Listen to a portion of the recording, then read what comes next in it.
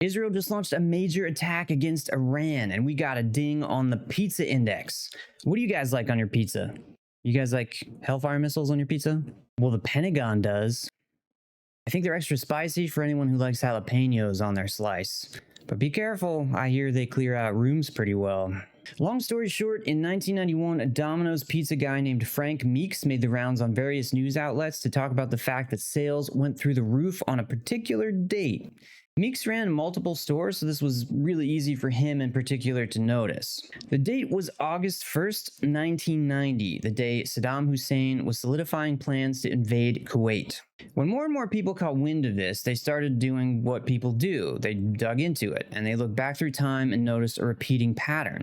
According to some reports, the Pizza Index has accurately predicted 21 global conflicts since the early 1980s. The list includes the invasion of Kuwait, as well as U.S. military operations in Panama and Grenada, and all the way up until last year in April of 2024, when Iran attacked Israel in the Golan Heights with the largest drone strike in history. So what is the Pizza Index? Well, the premise is very simple. When a major event is about to happen, the staff at the Pentagon is going to be working late, possibly around the clock, and the best way to feed a lot of hungry people putting in a lot of hours is ordering pizza. Pizza is fast, it's cost-effective and calorie-rich, and it's easy to eat while multitasking.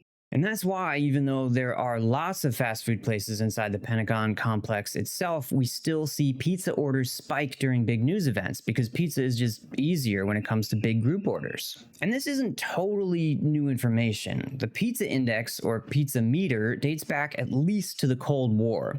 At that time, Soviet intelligence had figured this out. They even had a word for it, which is probably where the term Pizza Index originally came from, and that word was Pizzint, which translates to pizza intelligence.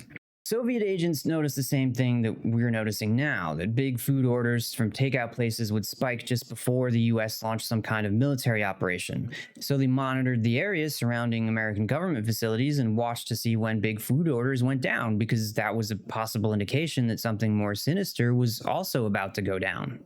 It wasn't a guarantee, but they used that information together with other intelligence that maybe pointed toward a specific scenario or a specific location in order to gear up for whatever might be about to happen.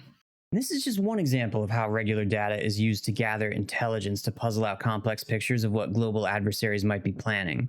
The first time the US intelligence community figured this out was just before World War II, when the Office of Strategic Services was developed. This was the precursor agency of the CIA.